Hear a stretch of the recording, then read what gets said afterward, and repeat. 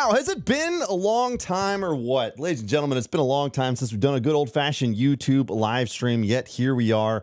Don't ever say never if you can never be on time, or that's something my grandpa used to tell me. Look, I'm going to be completely honest with you right out of the gate here. I got to tell you guys something. And I just got to get it off my chest, all right? Just got to get it off my chest right at the start of this live stream. I kind of slacked off here. Look, there was preparation happening for this live stream because, you know, I'm the king of preparation and getting ready and doing all the things that you should do as a professional content creator. But what happened was this. There's a spider web in my office, and the wife came through with a broom the other day, and I said, hey, what are you doing? You're killing my fly catchers. Anyways, there's a spider. It caught a fly. And so for the last 45 minutes, I've just been watching it take place. And it's just, I should have been prepping more in advance, but let's just say I got distracted, as always happens. And you guys know this happens too when I go on rides. We call them animal adventure tours, right? If you guys follow me on Instagram, which most of you guys do, hopefully, because I post a lot of stories over there, and the stories tend to be wildly entertaining, according to me. And so I'll go on a ride, and then I get distracted by nature. We call it a Calirado Kid animal adventure tour. You guys are familiar with this.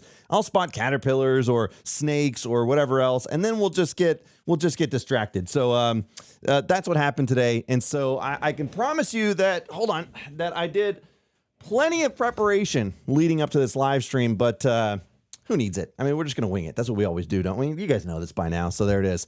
Yes, I made Brian Gong a mod. Look, every now and then you need him. You just don't know when you're gonna need him. So there it is.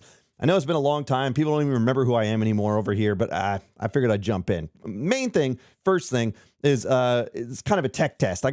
You gotta make sure, and coming from a broadcast background, you guys are familiar with the day job is a broadcast engineer, like building radio stations and stuff, right? So as such, it is wildly important that before you go and do something really important, you test it and make sure that it all still works. So that's what we're doing here tonight. We got a broadcast coming up over at Crooked Lane. It's something we do every year. The MTB NorCal guys are putting on Dirt Days on May 4th, which is the mountain bike event here for Northern California. I mean, you can travel from all over the place, and I think it'd be worth it. But if you're in Northern California, it's an absolute no-brainer to go to this event. I mean, every year it's super fun. They're building new trails out in Nevada City. I don't think they can ride them today because they got a bunch of rain. But they're building new trails. There's new trails since the last event. And the money that generated from the last Dirt Days helped do that. As far as I know, it was well over $4,000 raised, maybe more, from last year's event. And it rained like crazy at the event, too. So it still worked out. Everybody had a blast. So Dirt Days is coming up. We're going to be broadcasting live from the Crooked Lane Brewery in Auburn. I've already told, you guys probably already know what's going on, but I'm just going to tell you right out of the gate here. We've lined up Chamois Butter again. They last year covered the first round for everybody, and I reached out again. They're a great partner, and they're like, yeah, of course. So they're going to cover the first round of beers. If you guys come out to the Crooked Lane Brewery to hang out, we're going to be broadcasting live. You can drink some beers, just chat. I'm going to try and get I want a little chaos, you know? Last year we got some chaos. We brought some people in from the crowd that just jumped in the live stream. I think we're going to do some more of that. I want some more chaos on the live stream. So we're definitely going to be talking Dirt Days. But we're going to bring people in. If they got Qs and all A's, wait, if they have Qs, then I'll A them. That sounds inappropriate, but we could do some question and answers over the live stream. They could bring up questions. We'll get people on the air. What the hell? We're going to wing it. In my opinion, if you're doing something live, it should just be bonkers. So we're going to try that. I don't know how many people will show up. I don't know. It doesn't matter, but it's going to be fun. We're going to drink beer. We're going to hang out. We're going to talk Dirt Days, and we're going to do our thing at a brewery. It's something I think I would like to do more of. I think doing the live broadcast, maybe do a group ride and then a big broadcast afterwards or something, or vice versa. Maybe we can figure out how to make that work. But for now, let's just do one a year. But I'm good at it. I got to manage 3 cameras, a lot of setup work. But imagine going to different towns and just hosting live streams, and then we just go on group rides and stuff and hang out with people. Just an idea.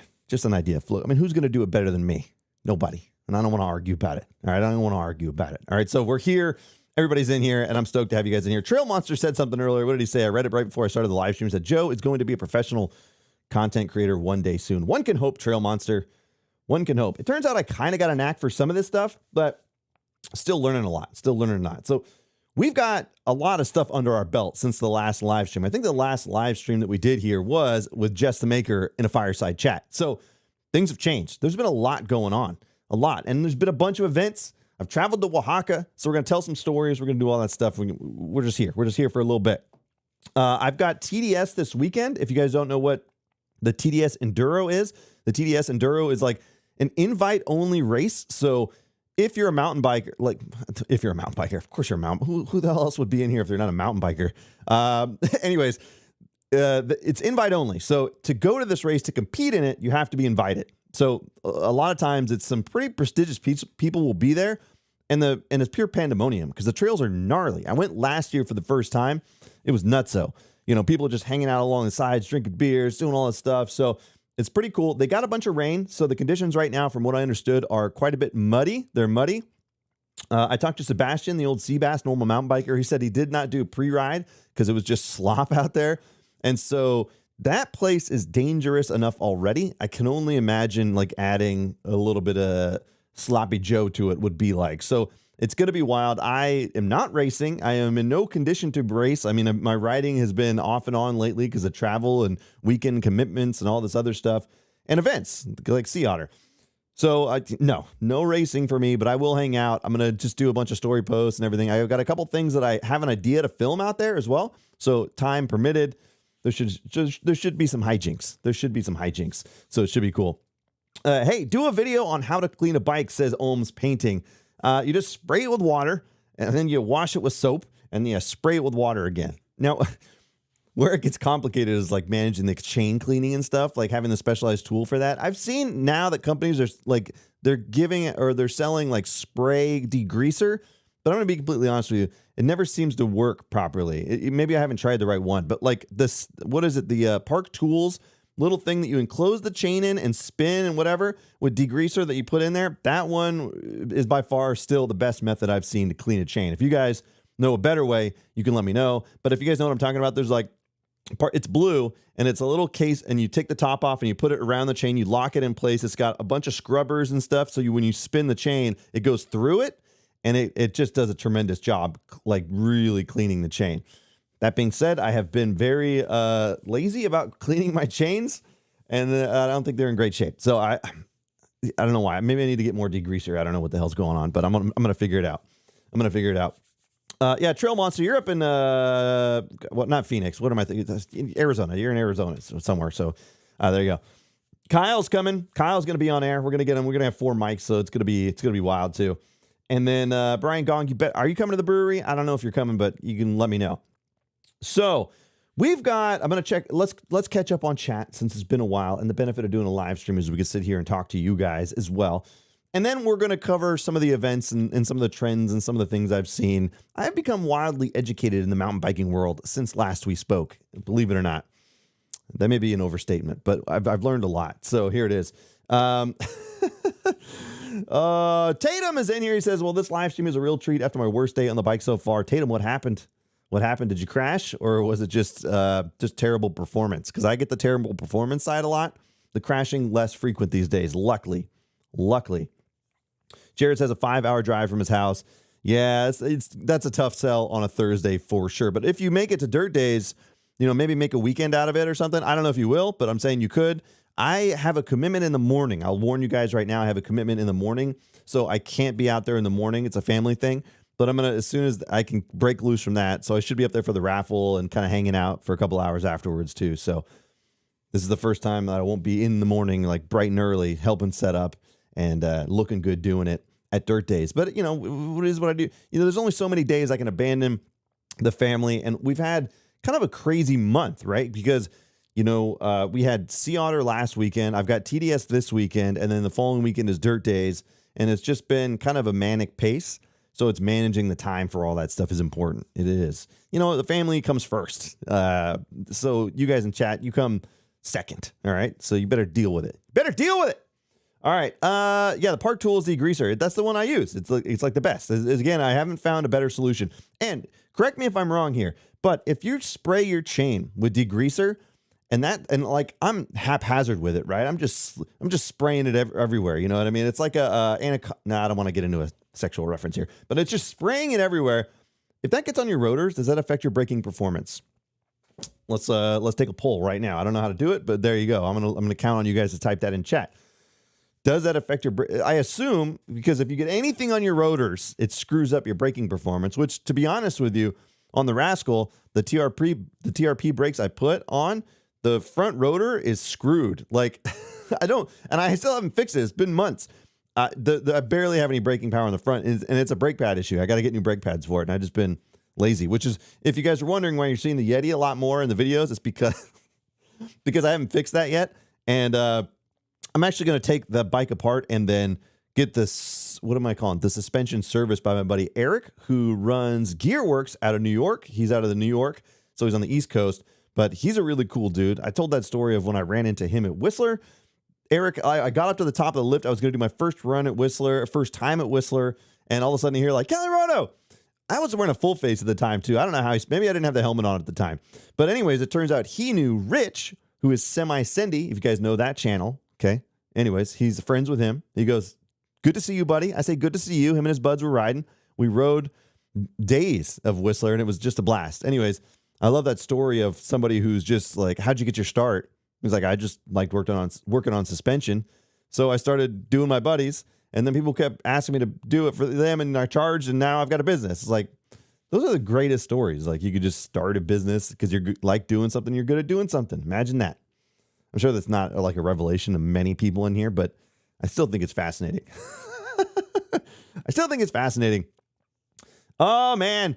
FPV says, I'm going to get that proto stick stand this weekend. I suspect it's still laying there in all its prototype glory. If you guys don't know what he's talking about, I did a kind of an April Fool's video recently talking about stick stand, where I'm instead of a kickstand. And we did a live stream, by the way. I don't know if you guys know this, but I jumped on IG and I did a live stream, and I asked the audience to help me pick the name for the product, for the fake product. And the idea was like, you know, you have like an organic, locally sourced stick that you can use to stand your bike up to take your pictures, right? It's just kind of stupid.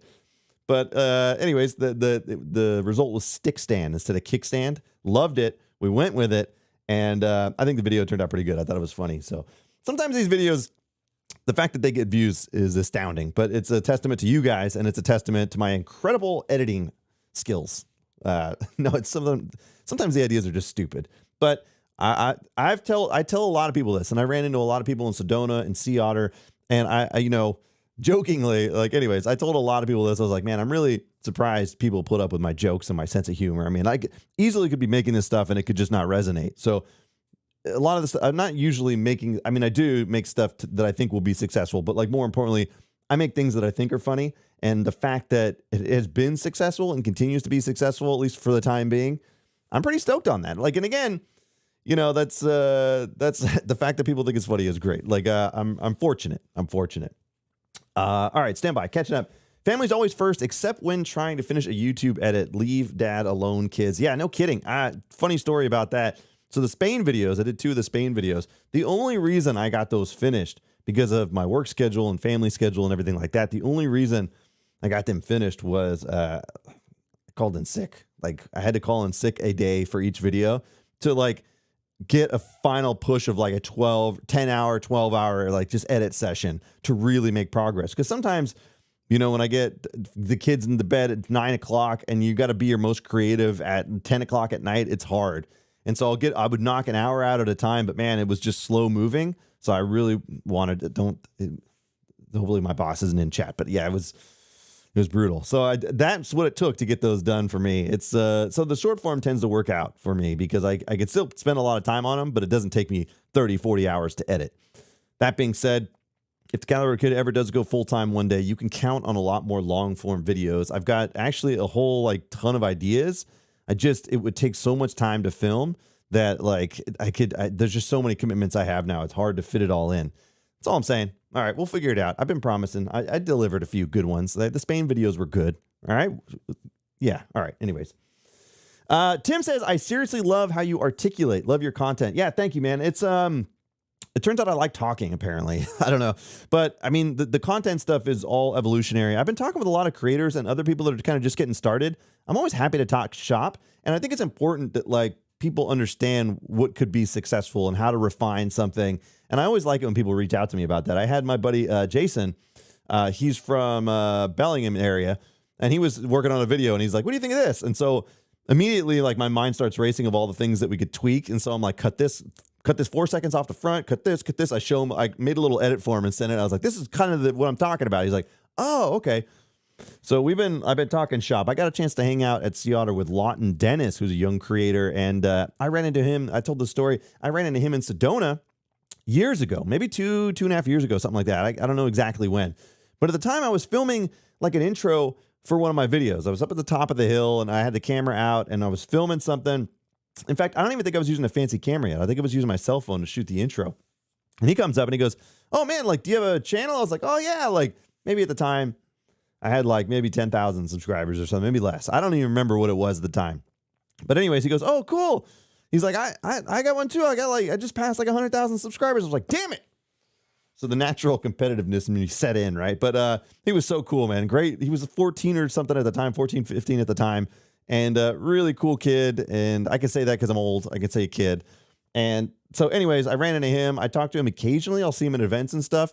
But he has made the transition from like bike life content to like mountain bike content. And I was like, all right, well, let's talk about how to be successful with that if I can help. Like I'm here for you. Anyways, he's very talented, very charismatic. So at Sea Otter, we talked a lot, and I was talking about short form, and I was talking about how the short form content is different than long form, and it needs to be edited differently and stuff like that. And I told him some really cool stuff, and I think hopefully moving forward, he'll make some evolutions on that. So like I'm always thinking about this stuff, and I wish I could talk about it all day long, but sometimes I have to do other stuff in real life. So otherwise, I would just sit here and talk about making content and biking all the time. Let's see. Okay, so Brian says he's going to try to make the podcast. Joe, you don't help set up. Man, there's going to be so much setup work. It takes me about an hour and a half to set up those live streams at the breweries and like fireside chats because I got to get 3 cameras, I got to custom make some of the cables and stuff too for like the Ethernet and stuff. So there's a bunch involved. You know what I mean? You know what I'm saying. I think you know what I'm saying. All right.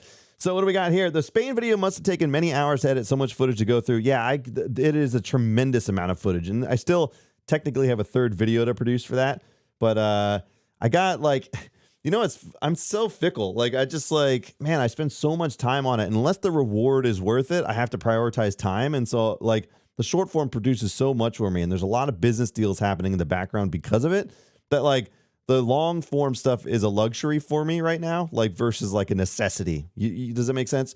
So again, I really do. I've got all these great ideas. There's stuff I want to edit, stuff I want to shoot. I want to travel around and work with other creators and stuff. But boy, oh boy, does it take a lot of time. So I need you guys all to donate like 5,000 a piece right now, and that should work. And then I'll quit right now, and then we'll just go. I'll just make so many videos, and I'm going to start a podcast and everything, and it's just going to be just an overload of content for you. Trust me, I'm going to take care of you. I'll take care of you guys. That being said, I'm working on some pretty cool stuff in the background that will benefit me and you guys as well. So there is an announcement that's going to take place this week, is a new partner, a new long-term partner that's going to be awesome. You guys know from a long-term perspective that I work with Everyman Jack. I think hopefully you guys are familiar with that. Raise your hands if you don't know who Everyman Jack is, and I will school you on it. But they're a local company, which is rad. I went to the HQ when I first started working with them. They're really into sustainability and good ingredients for deodorants, body washes. They released a cold plunge product recently for soap bars that are like hand cut and stuff. They've got a great attitude. Everybody that works there is very outdoorsy. They always send me pictures of them riding their bikes into work and surfing and stuff and snowboarding. So that's a tremendous partnership that I've got on board. But in terms of long-term partnerships, I don't have anything in place. A lot of the stuff that I do that is paid content is one-offs or something, or maybe a series of videos. So it'll be like, I might get paid to make a video, and then that's one and done, which is beneficial sometimes because you don't have to, you don't have to constantly wear this or that or do whatever, right? So it's good, but it's also a little bit more variable in terms of funds. So hopefully some of the more long-term deals make things open up for me a little bit. And I've got some cool stuff in the works, trust me. And one of them's going to have like, I think this week, I'm hoping this week, if you guys make sure you're on IG, trust me, make sure you're on IG.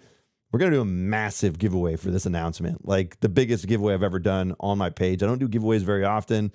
This one's going to be big. So this will, like I said, benefit me, benefit you. I like oftentimes, anyways, there it is. I'm just rambling. But this is what you get. I haven't streamed in a long time, so you never know what's going to happen. Okay, I'm going to catch up on chat. We're here for the long haul. We can go at least 6 hours, right? You guys don't got anywhere to be? You got anywhere to be? Okay. All right. Good. Good. You like men? I sure do. All right. Tatum is making me super hungry for tater tots, dude. Tater tots are the best. Let me tell you something. I make good tater tots because, there's nothing to a tater tot. You just go buy the frozen ones and you warm them up in the oven. And then you make an aioli sauce. I make like a garlic aioli sauce, like a chipotle garlic aioli sauce that puts on top with a little like cut green onions on top. It will blow everyone out of the water. When I do barbecues, when I do big barbecues, oh man, we go to town on that stuff. So damn good. All right, I got distracted. Have you ever thought about hiring an editor or content production team? No. No. I like doing it. I actually enjoy the process. I mean, there's stuff that I would hand off that I don't want to deal with, but for the video editing and shooting, I still really like it. Now, sometimes like I need an extra hand, and that's where Kyle comes into play sometimes. But like, for example, if I could hire someone to do thumbnails for me and like the graphic stuff, like I don't want to do carousel posts on IG. I think that's something I will, as I get more successful, gladly pay for. I hate it. I was going to make some fancy thumbnails for all this stuff. And every time I sit down to do a picture thing, I just hate it so much. And I don't know why, but I can make a funny video all day long. So there's caveats to I have limits, right? I have limits. So there's things I would probably hand off and whatever. I will say I've been getting a lot better at the business side of things. So it's like a lot of that stuff's happening in the background where I'm just negotiating every deal myself and stuff and doing the contract stuff and everything. So there's a lot more involved on my side, and I've been getting a lot better at that. I used to be like shy and whatever about dealing with stuff. Now it's like, here's what, okay, good. There it is. Okay. Now it's that evolution of learning has been tremendous. So like, this whole thing has taught me so much, right? Imagine from the start of the channel, or just figuring out how to work a GoPro and get it in the right direction, right? You're just learning something there, right? And then learning how to edit. And these are all skill sets that like you evolve and get better at. And it's like always engaging your brain to do something and evolve. And like, so this whole thing, imagine like what the content creator is. And any of the content creators in this chat will understand what I'm trying to say here. So imagine what being a content creator is. And you've got, not only are you a videographer, you got to be a photographer, right? You've got to be a graphic designer. You've got to be a marketing guru. You have to be an editor. You've got to be, a businessman, like a woman, a person, you have to do all these different roles, and it's all in one thing.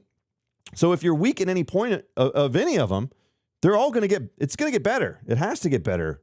So it's been interesting, man. And like, I always have my weak points and I've been strengthening them in the background. Like that's really been some of the primary goals here. And so it's been interesting, guys. Like what a wild time from the start to now. Like what an evolution, what a process. Like, so anyways, can I tell you about a conversation that I had? Okay, wait, so hold on. Can I tell you, look, I'm getting ahead of myself because we had Sedona, we had Oaxaca, we had Sea Otter. There's been a lot of events. Because I could ramble all day long, but I got to stay focused. And got to stay focused on topic here. And so, all right, here's the deal. Let's rewind the tape back to Oaxaca, because we went on one hell of a trip with Jess the Maker and I to Oaxaca. And boy, oh boy, was it a blast. Now, I'm here to tell you a couple of things that I did not know about Oaxaca, which is in Mexico, by the way. One, a lot of white people don't know how to pronounce Oaxaca. Like I was at the trailhead recently, and somebody was they were like, "Hey, how was your trip to what did they say, Oaxaca or something?" I was like, "What'd you just say to me? Like what?" And like they were saying something that did not sound anything like Oaxaca, and I had that in several occasions. I thought it was funny, but like, oh, Oaxaca, got it. Oaxaca. So, anyways, that's the number one thing I learned from that trip. More importantly, I didn't realize how hip that town was. Like when we went out there, the downtown area the surrounding area is very much like most of the places I've been in Mexico. My wife's family is from Mexico, so we visited there several times in Jalisco and stuff. So I've been in Mexico plenty of times. Love it. The people are always great. The food's always great.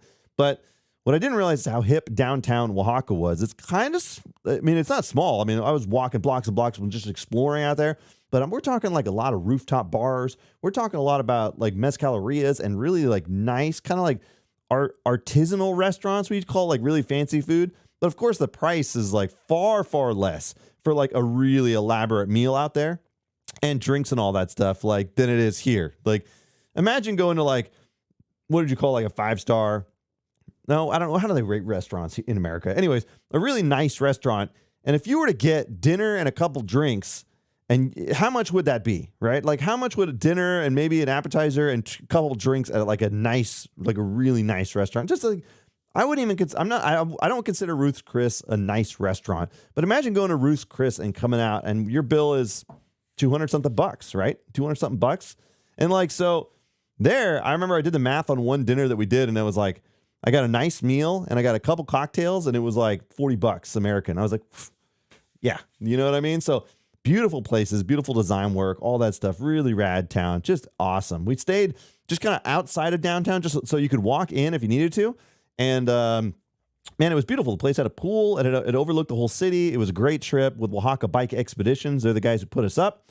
And we went out there and had one hell of a time. Now, what happens when you get Jess and I in the same room is we just start bouncing ideas. And so imagine if we're stuck in a shuttle together. We had Javier, who's the owner of Oaxaca Bike Expeditions.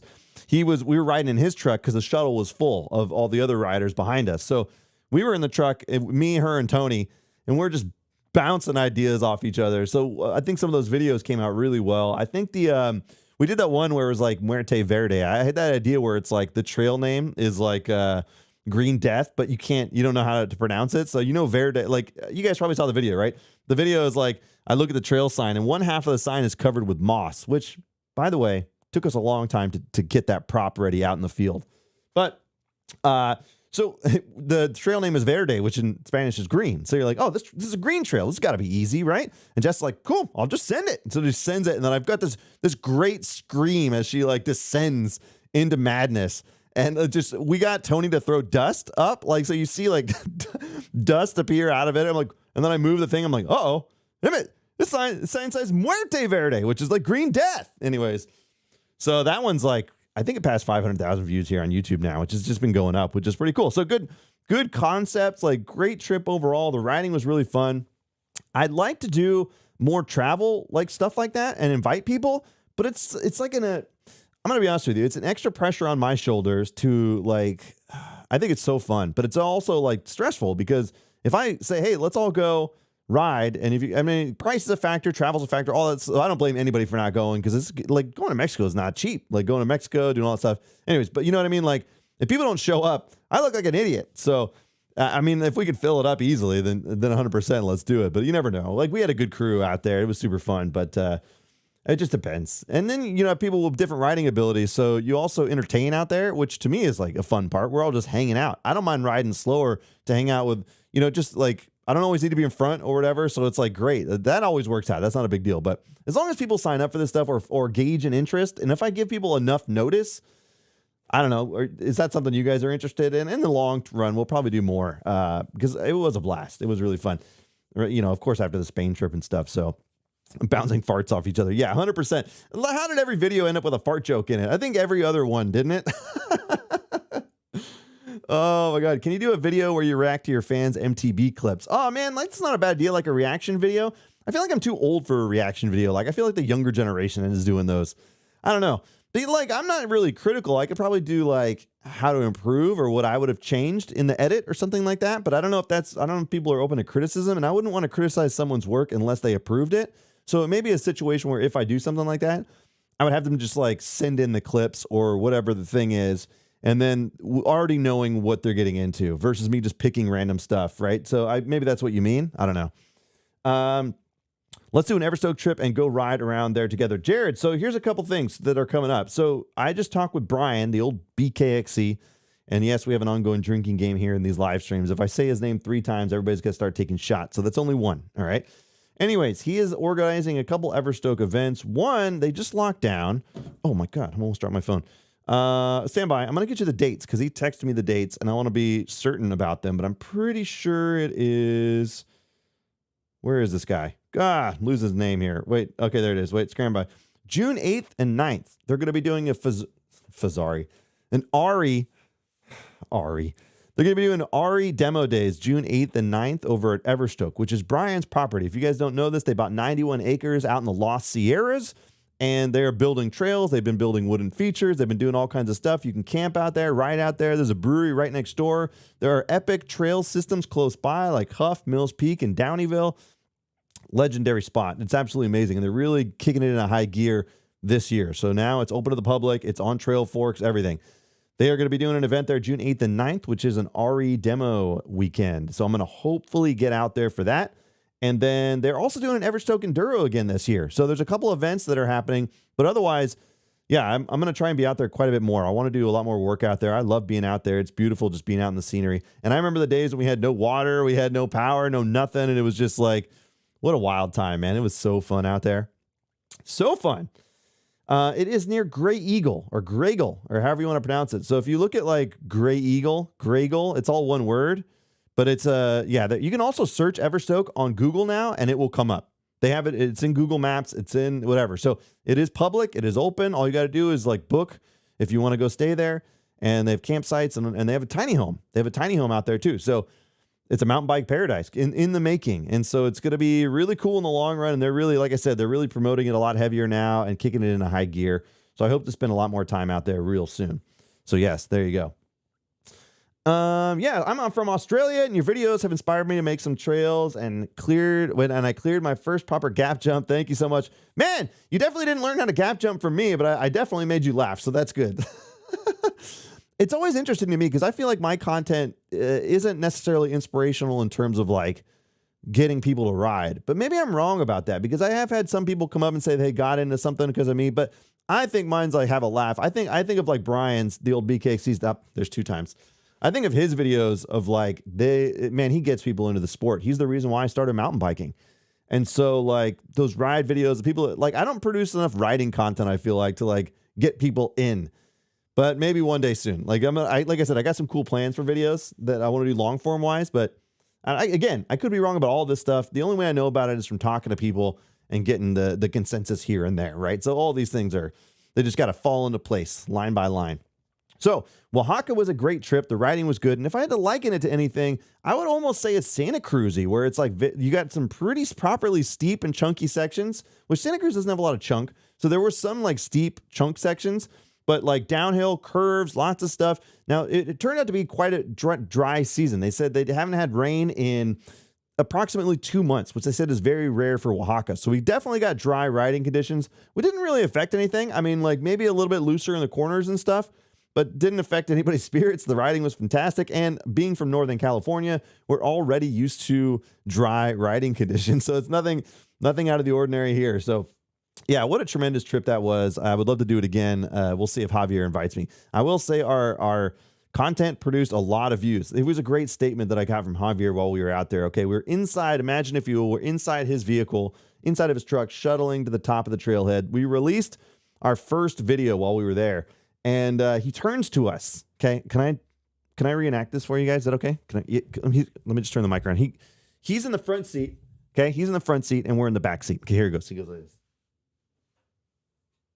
That's him turning around from the front seat to the back seat. Anyways, he goes, do you guys know how to turn off notifications on like IG? Because he was worried his phone was going to die because he was getting so much notifications from the video that we posted, which is, man, like that's nice to hear. That's nice to hear, isn't it? Now, when we as content creators have turned off our notifications long ago, trust me. But I'm here to tell you that that was nice to hear. He was like, how do you turn this off? My phone's going to die. I need battery. So that was great. That was great to hear. And I consider it a success. I don't know if he would, but I would. I think we had a great time. So the thing is like taking a trip like that and what Jess and I did, which is like make a series of videos, show how cool the place is and all that stuff. I'm like, dude, we've got a template now. So Jess and I have been talking about possible destinations of where we could kind of do a similar structure. And we've already got some really funny video ideas for Las Vegas. Like, believe it or not, like I've got, like, we've already like, there's a possibility. We're in talks. And if we went to Vegas and made some stuff there, boy, oh boy, like I want a budget that I could do some funny things with. There's a possibility that might happen. We'll see. In addition to that, David says, are you camping at TDS or day trip? I'm going to camp. Hopefully I can find a spot. Last year, one of the vendors moved a little bit and I could put my tent up, but hopefully we'll see. If I can't get a spot, I'll just come back home and maybe come back Sunday or something. We'll see how it plays out. But my goal is to stay Saturday night. That is my goal. My dear God, ladies and gentlemen, more important than anything I have to say, my good friend Paul the punter is here. He's here. Paul, good to see you, my friend.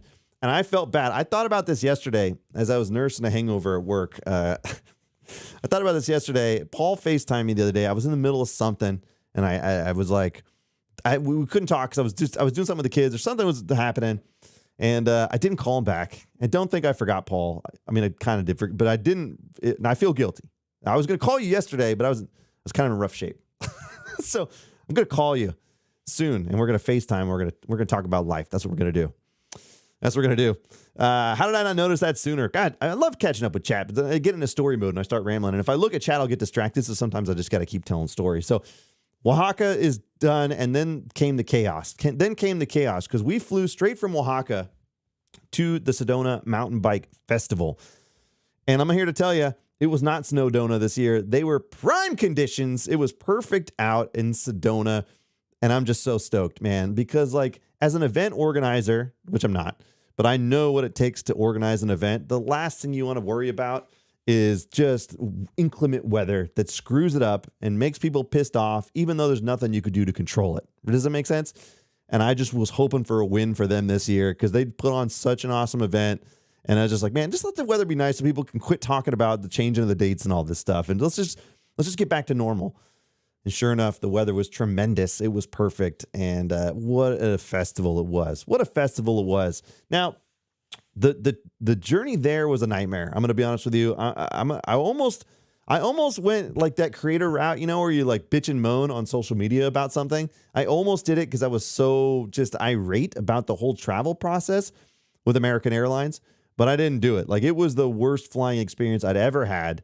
And I have heard stories after the American Airlines debacle that like my buddy Jason Gainey, who went down there to do some trail building, he had a similar experience with them as well. And I was like, dude, it was the worst. Like it was. So we were supposed to fly out of Oaxaca, and you fly into somewhere in Texas, a Texas airport. I forget what it was. And then from there to Sedona or to Arizona. Then you'd have a 2-hour drive up to Sedona. The flight out of Oaxaca was delayed quite a bit. I'm looking at the watch. You're like, okay, we're still good. We still got plenty of time.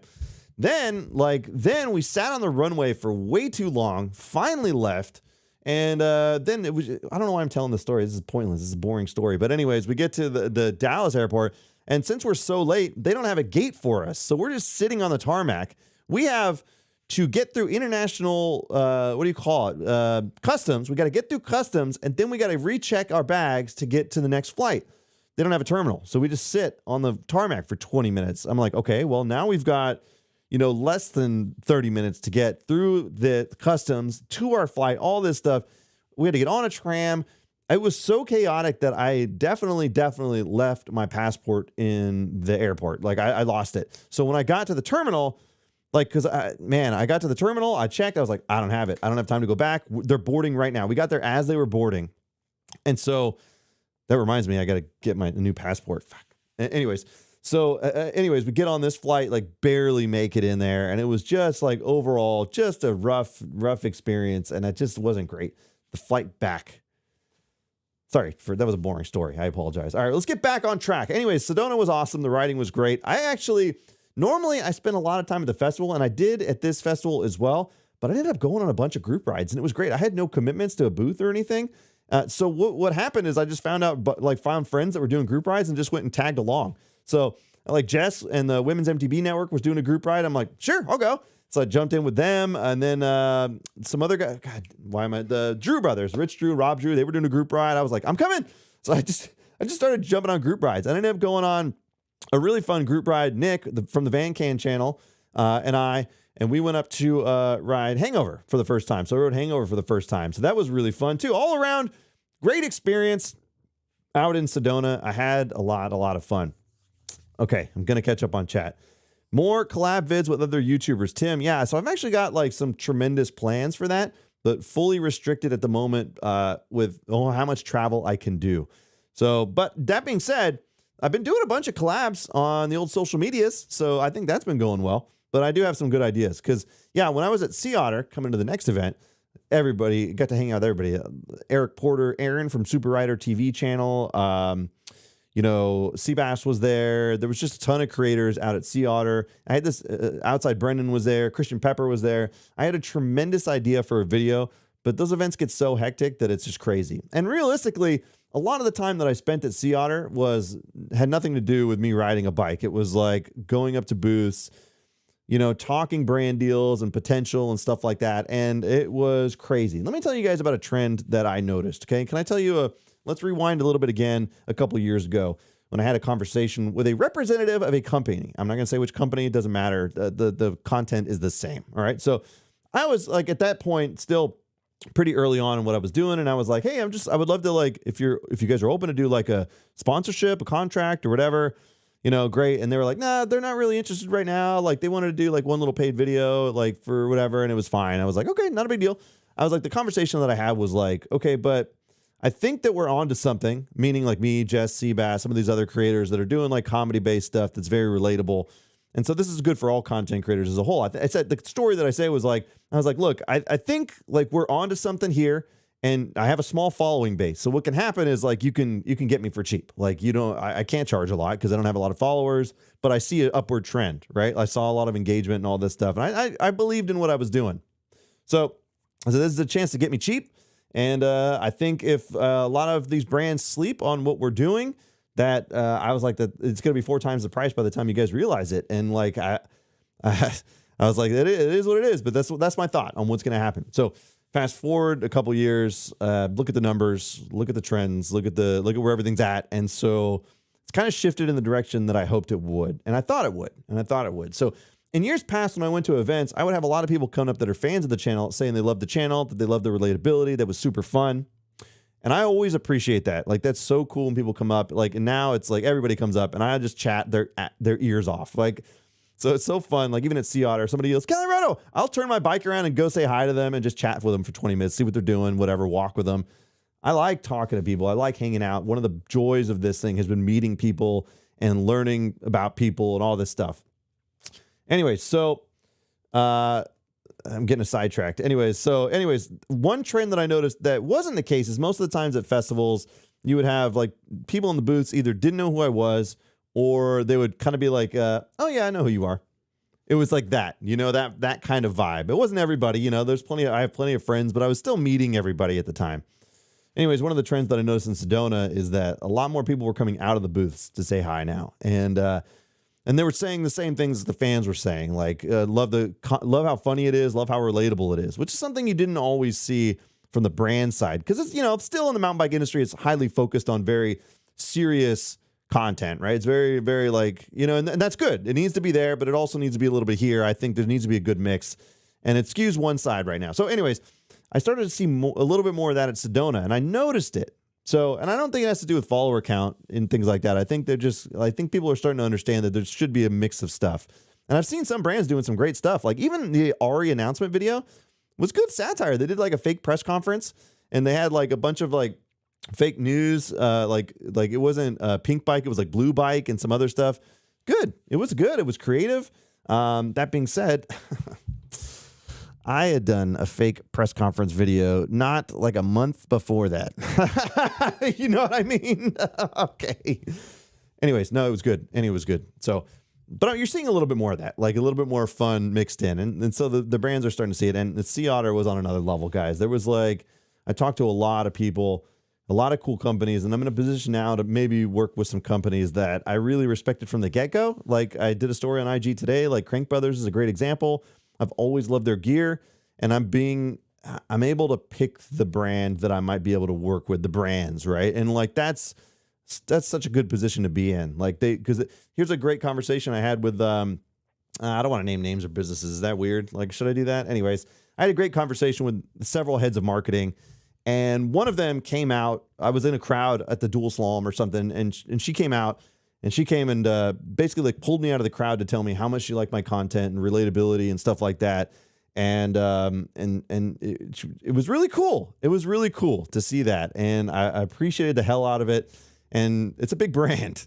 It's a really big brand. So that sort of stuff is happening in the background now. And I think it's really cool. I think brands are starting to understand. And I had this conversation with Brian.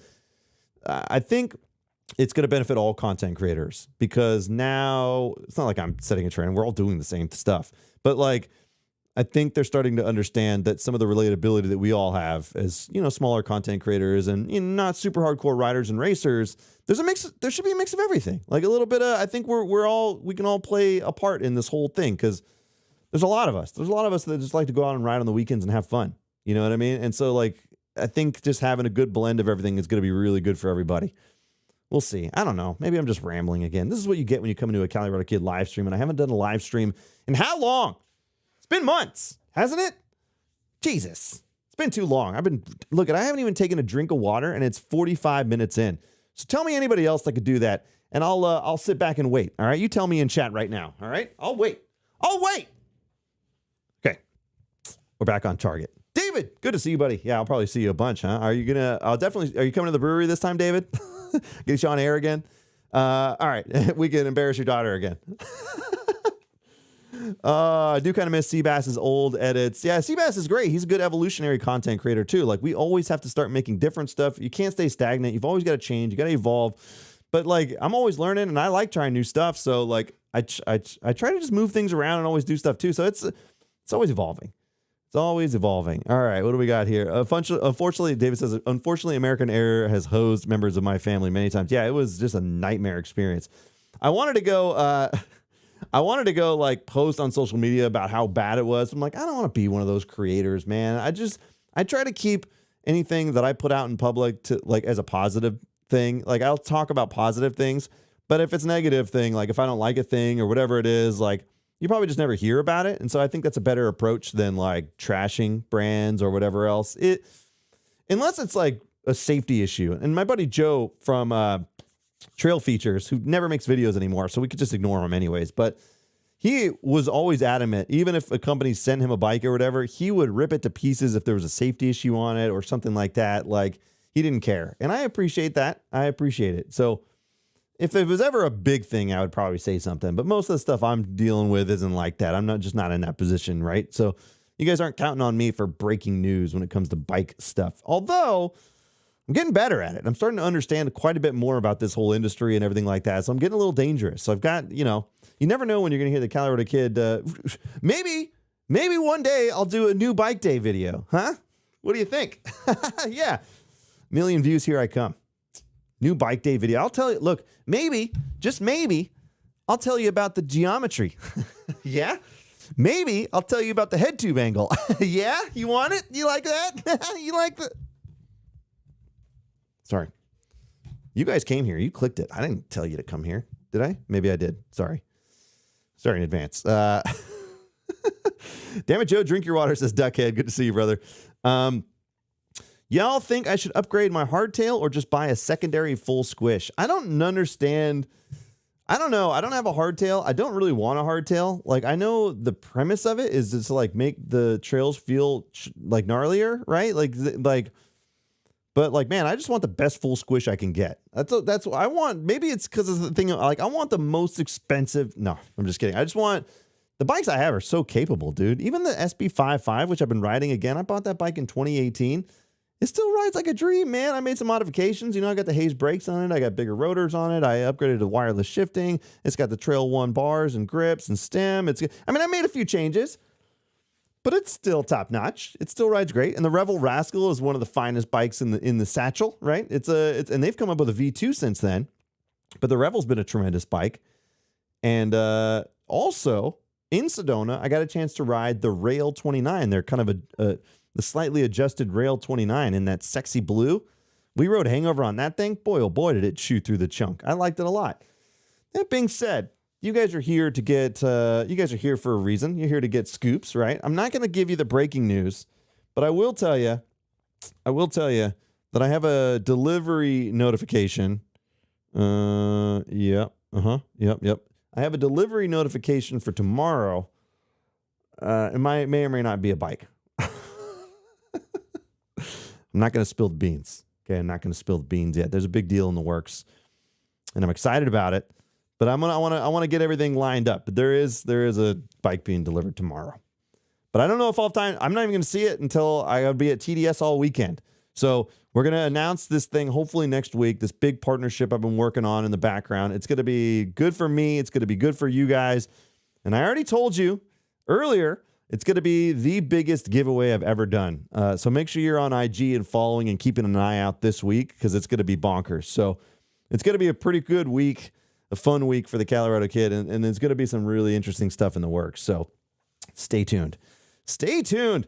So Average Cola Enjoyer says, nice PC. What Founders Edition GPU is that? Okay, this is going to go in line with like having a nice bike. It's like I wanted a nice PC, so I went a little overboard with this build. That's a 4090 in there, which is, you guys don't know, is a very, very expensive graphics card. And then it's got 64 gigs of RAM. It's got a 13700K as a processor. It's just decked out big time. And the reason why is I wanted a really nice editing rig. And ask me how much editing I've done on it since I built it. I've been editing everything on this Mac. Damn it. It does play Cyberpunk fully maxed out with ray tracing, though, and it's sick. And I have been playing Helldivers, too. Does anybody here game? Raise your hand. Should we game sometime? I did find out recently, because I did a post about cleaning out my paintball gun. Like, it's been in the garage for years and years and years. So I got an O-ring kit. I was rebuilding the old Tipman A5, and I didn't realize how many people played paintball. Like, Kyle is a good example. Kyle used to play. Brian Gong used to play. Like, so I'm thinking that we need to do like a paintball trip unrelated to mountain biking. I know a place here near Napa. Maybe we just do a paintball weekend, like go for a Saturday or something. Keep that in the back of your head. Okay. I don't know if anybody else in here has played paintball in their life, but I used to play every other weekend or something when I lived in my parents' house. So I never competed. I just like to play, it was fun. So anyways, dude, Paul, if you got something to game on, like I got consoles, I got PC, we can figure it out, man. We got to jump in, play some Helldivers or something fun, something co-op. FPV, Fortnite. Man, it's just so corny. It is kind of fun, but it's just like, it's so like the game mechanics are so loose. Like I like Battlefield for 2042, like the sharpness of those mechanics. There's some games that I like as like first-person shooters that I really like. So my son has started playing Fortnite, and he'll be in the living room on his Xbox, and I'll be in here on the PC with our headsets on, and we play like that. And I play with his friends, which are like, they're all 10 or whatever, right? What they don't know is that I've been gaming since I was a kid, right? So like, I know how to play video games. So his little punk 10-year-old kids were talking trash to me in Fortnite. You know what I did? I sniped him right in the face. And then I said, suck it, nerd. And yeah, I have to be careful not to cuss, like, because sometimes when you're gaming, you get into it. You know what I mean? And I was like, he has this little cocky little friend, and he was just like telling, like, he came at me, and I whipped out the shotgun and just blasted him into another life. And then he said I was shotgun spamming, that's how you play video games. You shoot people in the game. So I killed him with a shotgun, like point blank, bam. He said, oh, he's shotgun spamming. I'm like, okay. So I whipped out the sniper rifle, and he came at me again, and bang, done. Should I not be proud about destroying 10-year-olds in Fortnite? I don't know. That being said, I don't like building stuff. Okay, we're getting off topic, but I never have. In the old Halo games, they had something called the Forge, the Forge is like you would build your own maps. Never had any interest. I don't like building stuff. So especially in Fortnite, like when they want to play build matches, like I don't want to build forts. Like no thanks. I don't want to build forts. I don't want to gather wood and resources. I don't want to do none of that stuff. So nah, I'm not that big a fan of Fortnite, believe it or not. But I do like Battlefield. And there's other occasional like first person shooters that I'll play. But sorry, we got off topic. But yeah, there it is. There it is. Tarkov, yeah, that's a pretty wild one. It's too intricate for me. I can't get into it. I just don't have enough time. I don't have enough time. It's limited, as always, everything is limited with time. Yeah, so I used to play in Napa, and there was a place called Paintball Jungle, and Paintball Jungle would be like 40-on-40 matches for paintball, so it was super fun. Anyways, all right, we're getting off topic. We're gonna go back to mountain biking and mountain bike topics. So here's a couple things that are in the works. I have a phone call. How many people? So my name is the Calirado Kid, right? I haven't been to Colorado in way too long. I'm working on a deal right now that's going to get me out to Crested Butte, middle of June. So my thought is this, and I'm going to spread the word about this when everything's locked in, like the deal's locked in. But if I go out to Crested Butte to go ride out there and film, like it'd be fun to do a group ride out in there and see who's in Colorado wants to come hang, go ride Crested Butte for a day or something like that. I got to figure out all the details right now. but that's a good little travel option that's coming up. And then, like I said, TDS this weekend, Dirt Days the following weekend, and maybe there will be some more travel in my future. I'm just hoping. So yeah, anyways, we're back on topic. So Sea Otter was great.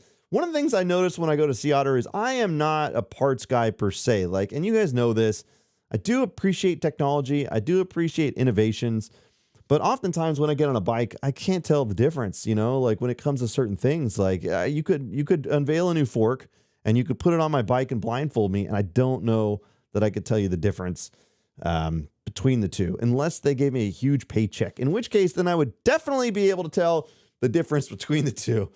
But I just like riding bikes. I have always been, you know, just pretty chill. And so like, I'm learning more. And in fact, some of the partnerships I'm working on, like I am just picking brain. Like I want to sit down with you and be like, okay, explain how this works to me. Like to this day, I still couldn't tell you how to set up my suspension. I couldn't do it for the life of me, but it's also for lack of trying. Like I haven't sat down, done the appropriate research. Really what I should have done is gone and watched a ton of YouTube videos and then I would be an expert. That's not what I've done. But I want to sit down with somebody and just be like, okay, show me this again. Like, cause like now I'm just like, let's set up the height, the sag, all that stuff. And I'm just going to go. I only need to like do a few clicks, ride the trail, go back up, do a few clicks. And so that I could feel the differences, but I've never bothered to do it. I just jump on and go. Sometimes I feel like it punches back at me too fast, but like, I don't know. I haven't know how to fix that. I'm going to get Uphill Will to fix that for me. So Crested Butte is on my top list of riding places. Yeah, and that's one of the reasons why I wanted to do this trip. They reached out to me, this company they work with, Visit Crested Butte. And they were like, dude, we love your content. It'd be cool to get you out here. And so I was like, well, that works great. Because Crested Butte has, like, I would say it's one of my top 3 places I've ever ridden. I went out there with, I can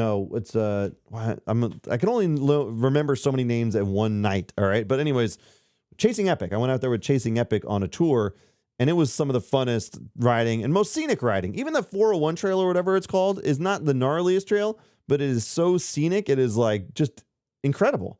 And then Dr. Park, and we rode Monarch Pass stuff and some other things. Like there is a lot of ground to cover out there. And I told him like, I'd love to get out there. I would love to tell people how great it is. And so that's going to be coming up mid-June, I think. Because again, I was like, I'm happy to tell people how dope that place is. Because if they don't know, they're missing out. And I have, you know, in the past, I've done on live streams, people have asked me like, where's your favorite place to ride?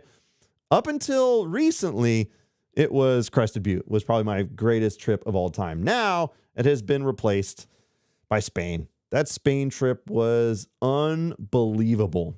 Basque MTP puts on well and hell of an adventure. It's going to be hard to beat that. Like it was hard to beat that. Oaxaca was tremendous.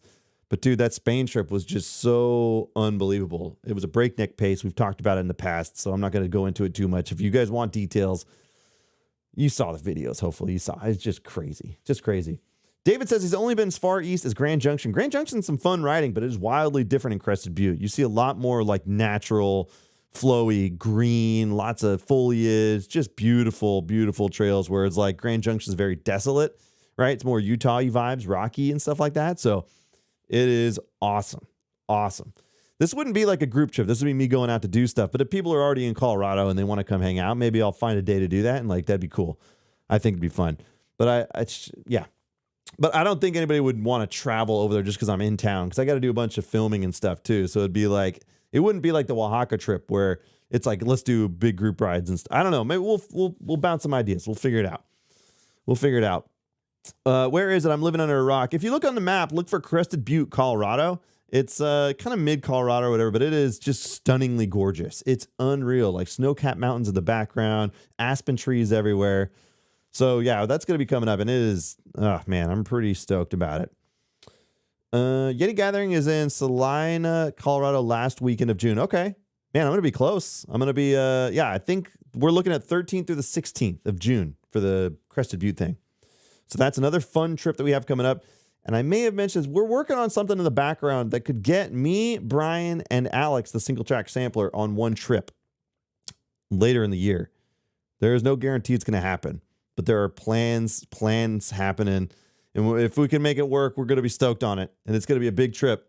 but we don't know. And the later that gets pushed, the less likely we are to make it happen. So, because people's schedules are going to fill up and stuff. But if it happens, you'd be in for some great content, wouldn't you? It'd be a blast. So anyways, that could be coming up as well. FPB says, we all know Granite Bay Central Trail is the best trail west of the swing of the east. Oh my God. So Granite Bay is like, so where we ride locally, Granite Bay, some of you guys are familiar with, it's so boring. The trails at the front of Granite Bay where you first come in, very uninteresting. But the argument I always give is those trails are so tremendous to take a new rider out because they're manageable, they're wide enough, they're just not too steep. You can go up and come back down and get a sense of understanding of the bike. Like, that is the spot I take any beginner. Like, if you're going to jump on the bike for the first or second time, let's go ride those parts of Granite Bay.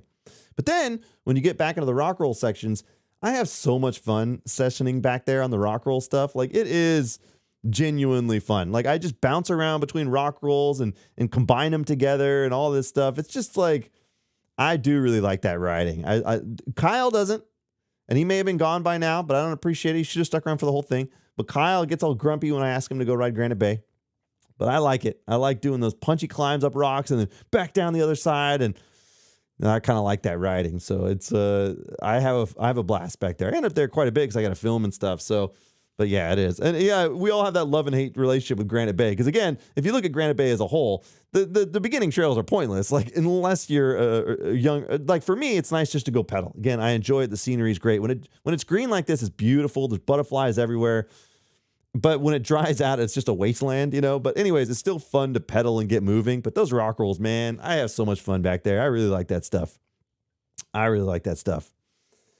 right, I'm catching up on chat. Still go there for cardio. Yeah, exactly. Like, get good cardio workouts out there. Just get some laps in. And I always run into people out there, so it's always fun. Like, we'll end up just riding together or something. Like, I ran into David out there all the time and stuff. So it's like just having interactions with people. It's our local stuff. It's cool, man. I dig it. Yep, I do. I have, like I said, a love and hate relationship with it, right? It's kind of funny. Are the rocks grippy? Yeah, super grippy. They're just granite. So, like, there's no slipping happening. You could just kind of boom and just, like, do a lot of fun stuff back there. It is really cool. I'd love to do, like, a group ride out there. I feel like, well, we did one for Derek with Derek Teal when he got hit by a car. I don't know if you guys know this. Derek Teal runs Dialed Health, which is basically an online fitness program for cyclists. The guy is a tremendous, like, person, just in general. Anyways, he was out on his road bike and somebody hit him on the road bike and left him for dead, basically. And he's told stories about how he just, like, he thought he was done for.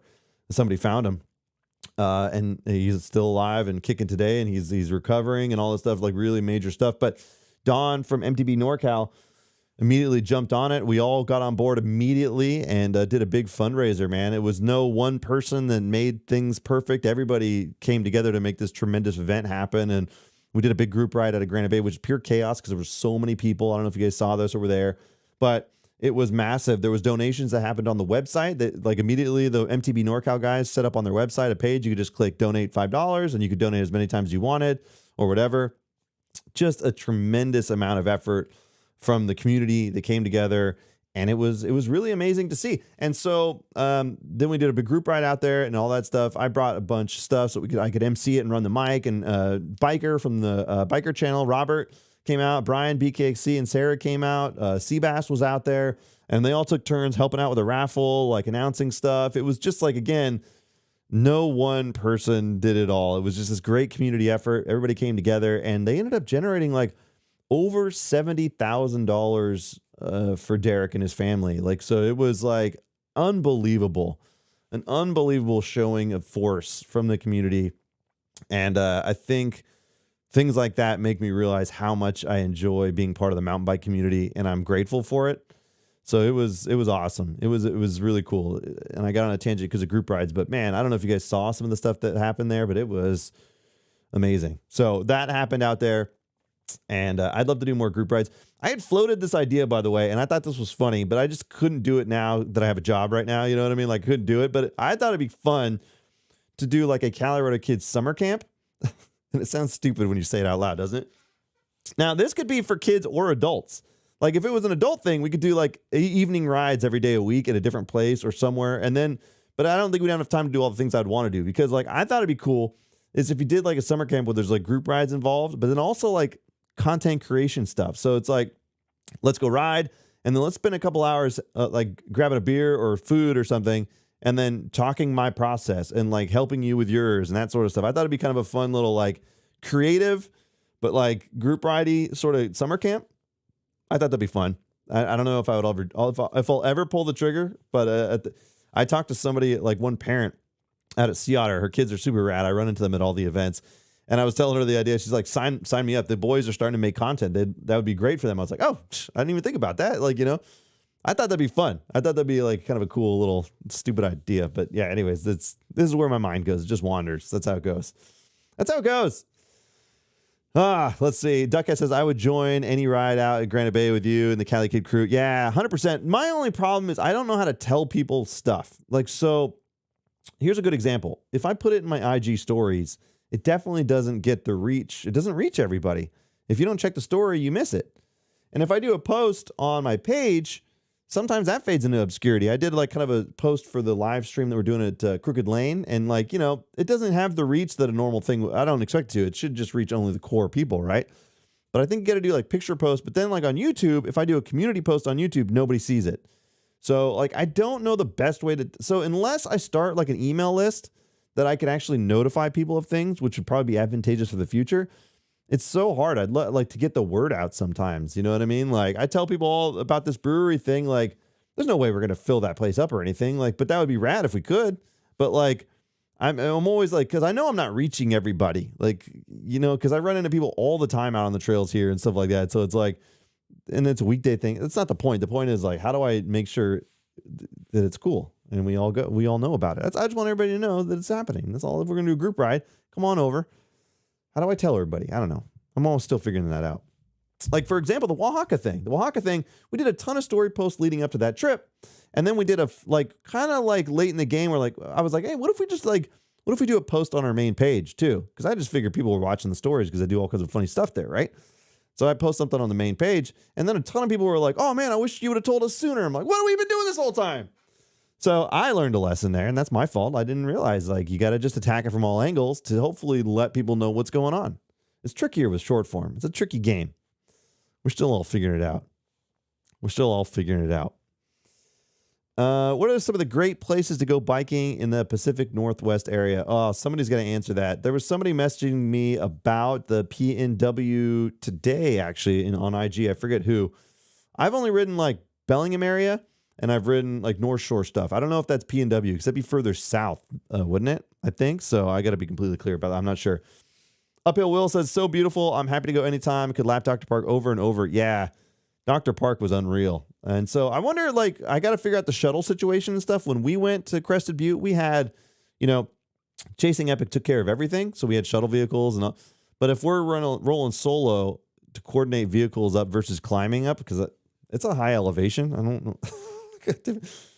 I'll climb if I have to. It's fine. We'll figure it out. I'll figure it out. Yeah, I know.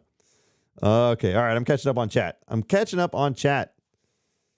Yeah. Derek's doing a lot better now. He's been posting some stuff about like his recovery and he's on a bike again. But dude, what an awesome guy. And the fact that everybody came together for that was huge, man. It was great to see. Funny story, I picked the kids up from school and we were heading back to the house and there's an on-ramp before my house, like before you got to go over the freeway.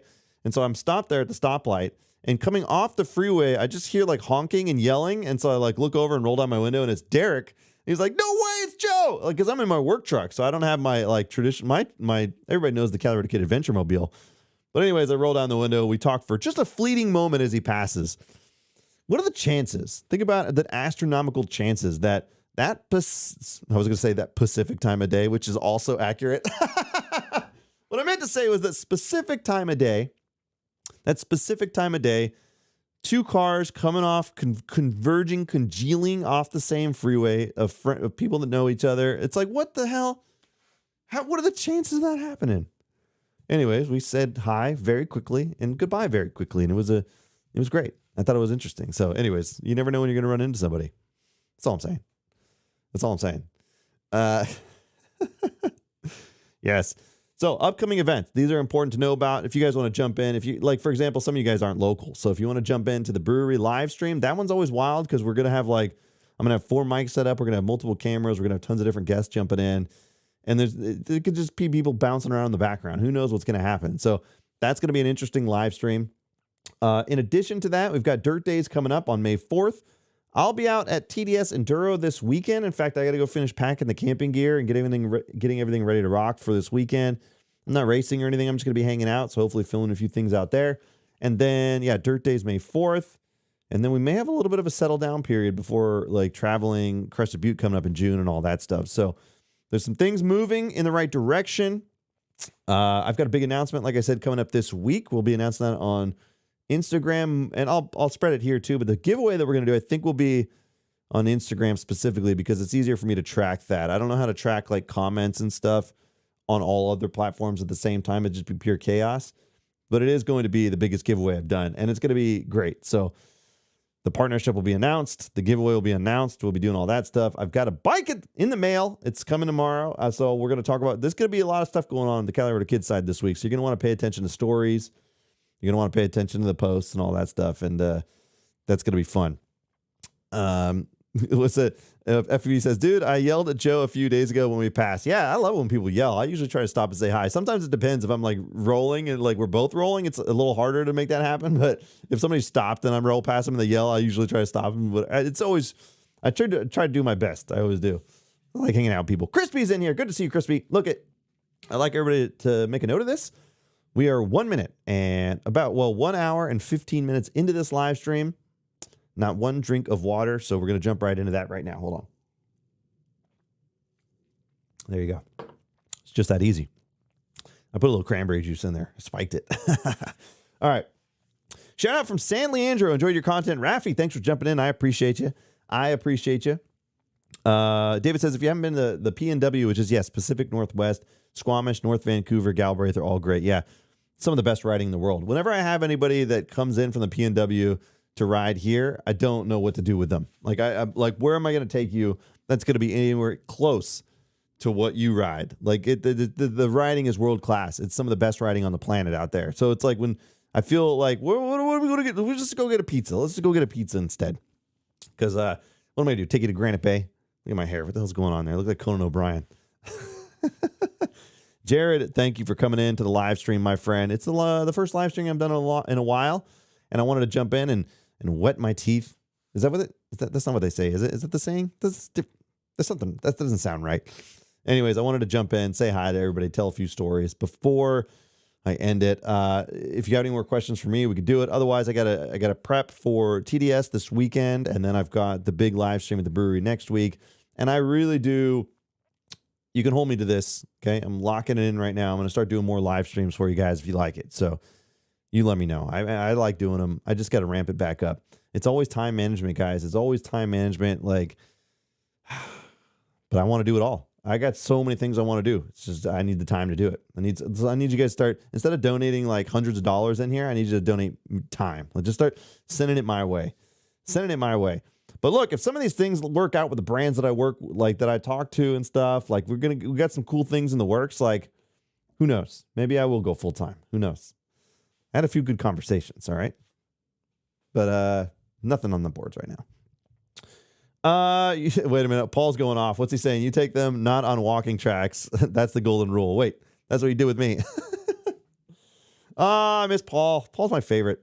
I'm going to go to Arizona and hang out with Paul. That's what I got to do. I'm going to quit my job. I'm going to go stay with Paul for a couple days in Arizona and then travel around. I got to do a whole East Coast tour. I got a lot of ground to cover, guys. We're going to do it all. It's just that easy, right? It's just that easy. We're going to do it all. All of it. Riding Annandale tomorrow if anyone wants to join. Yeah. Every time Brian Gong wants to go ride Nevada City, by the way, he said to me, Joe, I'm going to go ride Nevada City this weekend. And every time he does, it rains. It rains up there. We were going to do a group ride. Like a couple weekends ago, we were talking about organizing a group ride. And we're like, let's do it. And then we looked at the forecast and it was raining. So we tried. And yeah, it happened again to him. So he's going to go ride Annandale instead. And hopefully the forecast is just cleared up. And for dirt days, it's just perfect. That's what we're hoping for. When are you going to have another long form video, my friend? Average Cola, I shot a bunch of stuff in Oaxaca too. I haven't done anything with the footage. It's just time management, man. Like it's just so hard. I got a third Spain video that I should put together, but I just like, trust me, I will. I do. I was telling somebody, I actually really want to make long form stuff. I've been craving it. But it takes me 30, 40 hours to edit. And it's like, Ben, with the job and the kids and stuff, it's just like, I have to prioritize the short form stuff because the long form stuff never seems to gain traction because I have so much inconsistency with my posting and stuff. I'm going to get there. Trust me. And I'm going to pay Paul to make my thumbnails for me. I'm going to pay him $1 million because I hate making thumbnails. I freaking hate it. All right. I freaking hate it. But I've got a whole list of ideas that I want to do and they're great, but it requires some travel and some budget. So I just need to figure it all out, but it requires like me going and hanging out with a lot of cool creators. So that'd be fun. I'm telling you right now. Okay. Standby. What am I doing? I haven't done Annandale in a couple decades. Sweet place. Yeah. I haven't ridden Annandale then. I've ridden Angwin and I've ridden Skyline, which is in the Napa area, but I haven't ridden there. So it is. Anyways, so that's going to do it for tonight. I think we did a pretty solid live stream. We're an hour and 20 minutes in, just me rambling nonstop, telling a few stories, doing a good old-fashioned Calirado Kid live stream. Eventually start working in some guests, I think. Like, it's all intricate. We're going to figure this out. If I should have a guest, like, it'd be fun to have Jess in here again, Seabass, other stuff. But I don't know that I want to do a traditional podcast. I feel like there's plenty of people doing it well that I don't know if there's anything I could add to the space. And I say that funnily enough because that's one of the reasons why I put off starting a channel for a long time in the first place, is that I was like, well, what do I have to add? Turns out I do have something. So maybe there's a point to that. If I did float the idea with Jess the Maker, by the way. I thought her and I should team up and do a podcast called The Mustache and the Maker, based off our mezcal skit that we did. But it's just time. Like, again, we need time. I need more time. So if I ever go full time, man, I'm going to do a podcast. I'm going to do more long form videos. I'm going to do a lot more ad agency stuff. I'm actually like interested in producing stuff in the background for other people. And that's just so I can flex some creative muscles. You know what I mean? Like a lot of the stuff I do is still like what I think's funny. That's what I want to make. But sometimes I need to be forced to make something I don't like. And that has to be more salesy so I could get more into the commercial scene too. And that could be a learning experience for me. I've done some work with ad agencies and that's been interesting. Side note, can I tell you guys a quick story? We're not done yet. Nothing's over. Can I tell you something? This is cool. This is interesting. But so about a year ago, I had an idea. And it was an outlandish idea, but it was an idea nonetheless, because I already said it was an idea. The idea was this. I was a really big fan of the Mad Max Fury Road movie. Like, I really liked it when it came out in theaters. And I found out they were working on a prequel. So I had an idea about circling up with a couple people, like Technar and a couple other people, and creating a Mad Max style bike to promote the new movie, Furiosa. Great idea. It would have been really cool. Like, you could get, like, really, if they had a bigger budget, you could do like a bunch of bikes with like Christian Pepper doing jumps and stuff. Just imagine what I'm saying. But then you could also get it in publication. So you could do like articles about it and like get it in like, I don't know if Pink Bike would pick that up, but like the build process and show the unique style of the bike, and you could have costume design. So the person riding could have like just a sick like get up and stuff. Like, it would be a great like way to spread that through the mountain bike world. I thought it was a really cool idea. So I tracked down a few contacts and I sent a long shot of an email. Just sent it out there into the ether. This was last year. If I look, it was like June, I think. Maybe about a year ago, maybe less. Took a long shot. Nothing. It's been quiet. All quiet on the Western Front. The movie's coming out next month. All quiet on the Western Front. What day is it? It's Friday? 2 days ago, got an email. 2 days ago, I got an email saying, let's get on a phone call right now. So I got on the phone call, and they love what I do. She was a fan. So that's a good way to start something, right? And so bottom line is, there's just not enough time. The agency stuff that they're doing, it's just like they don't have enough heads up for what what Warner Brothers wants to do. We bounced a few ideas. She had something that was cooking. And I was like, okay, I got an idea. I think I can make something work. And they're just like, oh, no, we had to cancel that because it's not going to work. So I was like, all right, well, let me bounce some ideas at you. We'll see. But like, I wish they would have had more time because it was a good conversation. I planted the seed. I took my shot. But I'm going to the premiere. We're going to go, like, I think Brian's coming with me, the old BKC. Kyle might be coming too. We're going to go down to San Francisco and go to the premiere. They invited us out. Not like, I've been at plenty of these things. It's not like the red carpet premiere, which they would do. It's more like, hey, we're going to show it early. You come in, we're going to set press seats aside and VIP seats and all that stuff. So you just go and you get to see it. It's not like the stars are going to be there, as far as I know. If they are, then I'll make a big ruckus about it. But, hey, I took a shot. I'm not done taking shots, guys. I'm telling you right now, like, I'm going to be thinking of some different stuff. Like, I'm not just thinking about what I'm doing now. I'm trying to think about what else there is. So there's I don't know what I'm thinking about, but sometimes I get an idea and I just go for it. And we're going to see hopefully see some cool things come out of that. So there was, if you guys don't know about this, I went down, I think I told a story about this. There was a fan of the channel. Her name's Angie. She works for a production company out of San Francisco. They're based out of San Francisco. Think Out Loud Studio. And they were working on a project, and she's like, hey, I got a role for you. And I told the story before. They were like, oh, this has happened like a year ago, right? She was like, hey, I think it'd be funny if you came and just like did a role here. And like, they were going to have me be an extra in a shoot. It was like it was put on by a tech company. So they gave them the funds, and they were making this short film. And so I was like, okay, let's do it. I told the story before. So if you guys heard me before, just please put up with me. So anyways, I went down to Santa Cruz to shoot this thing. And I was coming in as an extra. I had seen the script. I had seen all the stuff. And like, I didn't know what I was getting into, but I was wildly uncomfortable. And that's right where I like to live. I like to be uncomfortable because that means you're learning something. And I was wildly uncomfortable. It was just not in a bad way, but meaning like I was so out of my element. It was so next level compared to like what I do individually. So I wasn't completely out of it, but it was like when you've got a director, you've got a sound guy, you've got a whole set. They're doing makeup for me. They're doing it like, that was a different level that I wasn't used to, comparatively to what I do. And so that was such a wild experience. And so when I got there, I ended up just hanging out. I just do that. I was talking to the director. I was talking to the sound guy. Like, hey, let me see what you're working with. That's cool.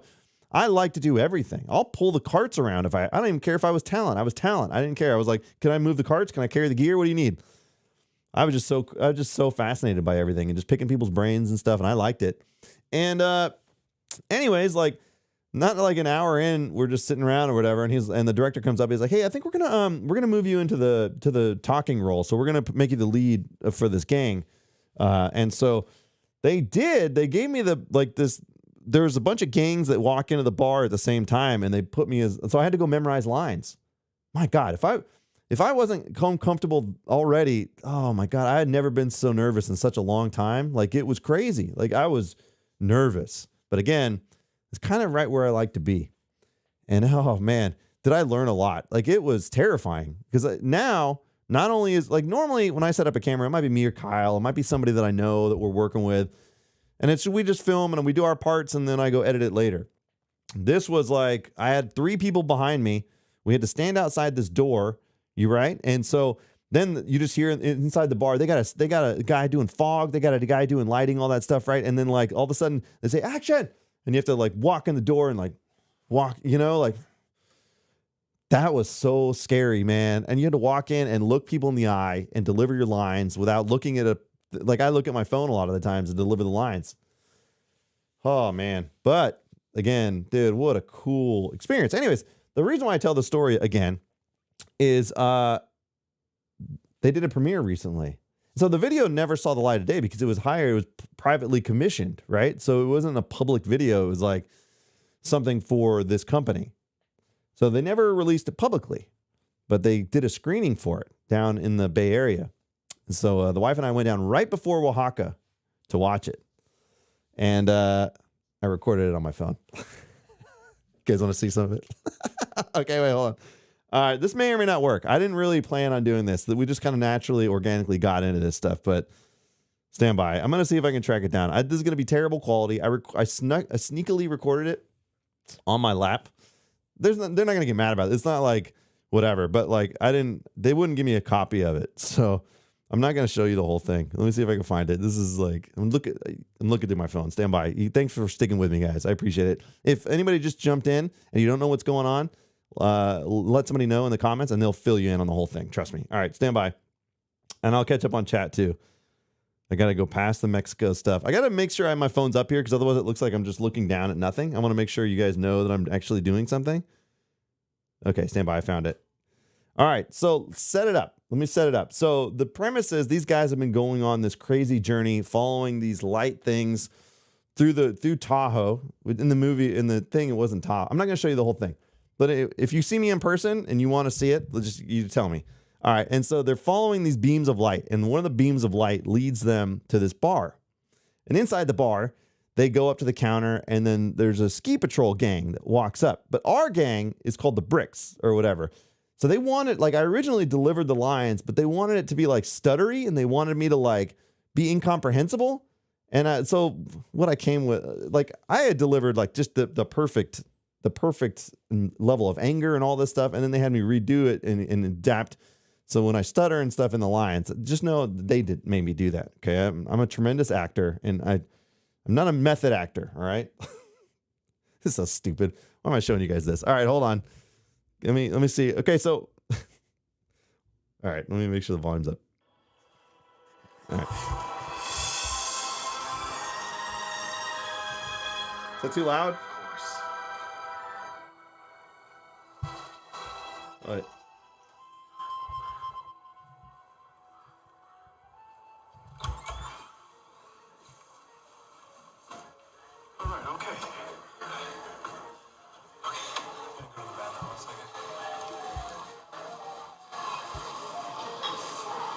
I know it sounds like crap.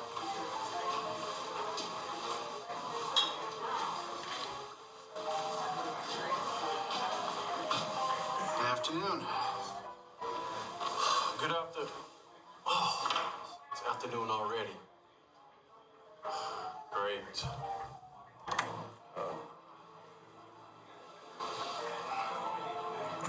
Hey, you there? Hey, who's that? It's the lake house people. What?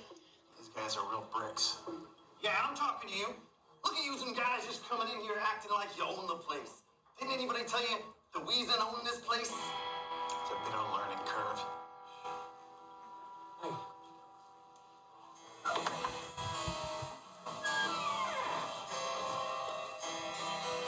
Ah, gentlemen.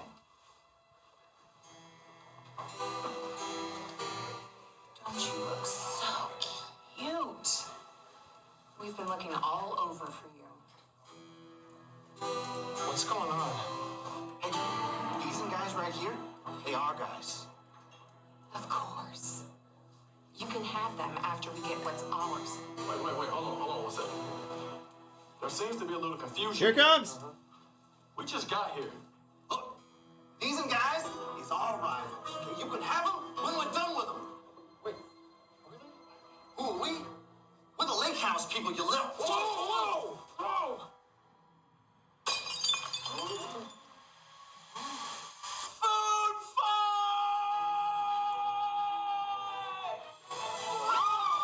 Anyways, a fight scene breaks out. Look, it's just, what are you going to say? I mean, I didn't get an Oscar, all right, but I should have.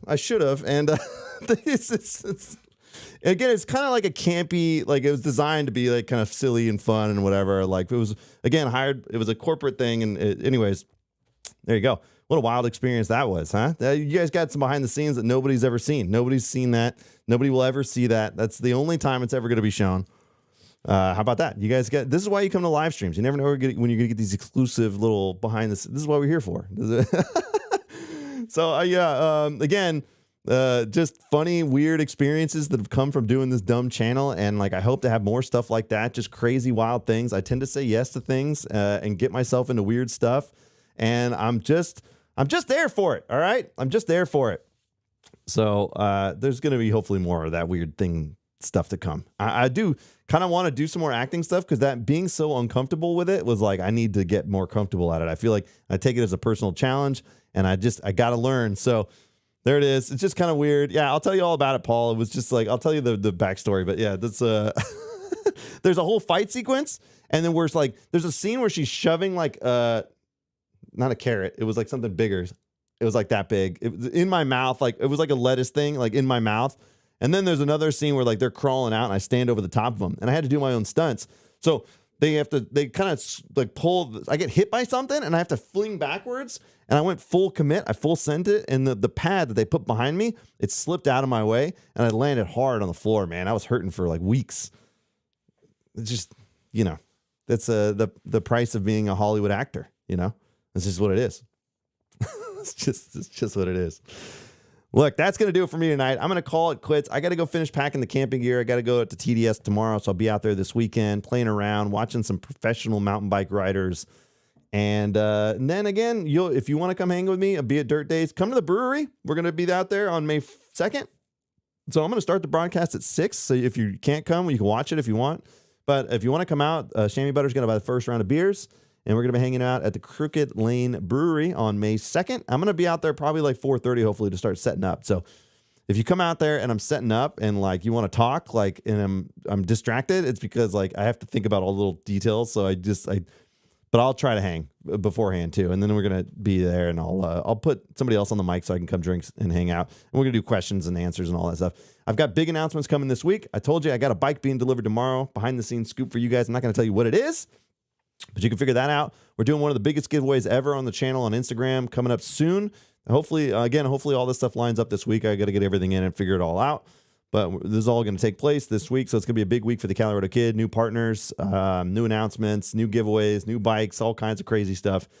The life of a content creator is wild. And yeah, I'll be out at Dirt Days on May 4th. I'm just not going to be there in the morning for the riding and stuff. I got a family commitment. So I'm hoping to get out there by like 1 or 2 o'clock. And so I can hang out for the raffle, grab a few beers with people and just hang.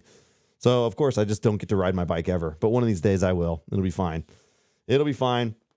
You hate when they shove lettuce in your mouth. Yeah, I know. 100%. I need my own stunt man now. That's what I got Kyle for, but he doesn't have as good a mustache. I need somebody with a good mustache to be, side note, when I was talking with, I had a conversation with this guy, Stavros, that I ran, and Uphill Will knows this guy. God damn it.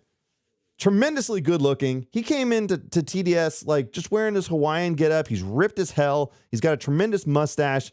Look, I'm going to be honest with you. I don't want to be around that guy anymore. He intimidates me because he's just steals the show. And you could tell him I said that, Will. I just stood next to him and I'm like, God damn it. He's making us all look bad. He's just had a presence about him and I dug it. That's all. That's all I'm saying. I don't have a crush or anything. I just stood next to him and I'm like, God damn it. I'm supposed to be the best looking guy in the room. All right. He's stealing my thunder. Okay.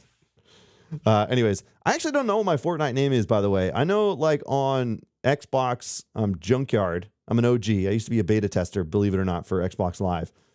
And on Steam, I'm UB Clown. But you just shoot me a message on IG, and if you're not crazy, maybe I'll add you. I don't play many multiplayer games these days, and most of the times I spend editing. So sometimes like playing games is my time to just zone out from everything else. But there it is. Anyways, I appreciate you guys jumping in. You didn't have to. I haven't streamed in a long time, so you never know when all this stuff's going to work out. But I always like doing it. If you guys want to see more, tell me so, and I'll do them. I'll feel peer pressured. So I needed to tell your friends. I want to get a live stream in here that has like 1,000 people one day. I got to figure out like what kind of celebrity I can invite to get on. I just got to be more consistent, and it's never going to happen. I don't know if actually mountain bikers like watching mountain bike live streams. Well, probably because I didn't talk about mountain biking most of the time. But yeah, anyways, like, I don't know what I'm talking about. Fuck. Let's go. All right. I'm gonna call it a night, guys, because otherwise I'm gonna ramble. I gotta go. Oh yeah, my kid's already playing Fortnite. Good God. All right. Well, I'll see you guys on the next one. Stay tuned. Tune in Thursday if you can't make it to the broadcast, and we'll do more live streams from now on. I like doing live streams, and it also exercises a creative muscle that is necessary, which is the ability to talk and ramble. If you don't do live streaming, you don't have that sometimes. It's like sharpening a knife. And the less you do it, the duller it is. So like I need to be able to talk. I want to be able to get on mics and host things. And so like live streaming helps with that quite a bit. Hour and 40 minutes in, 1 drink of water, nonstop, baby. Tell me anybody else that's doing that without a guest. Tell me. I'll wait.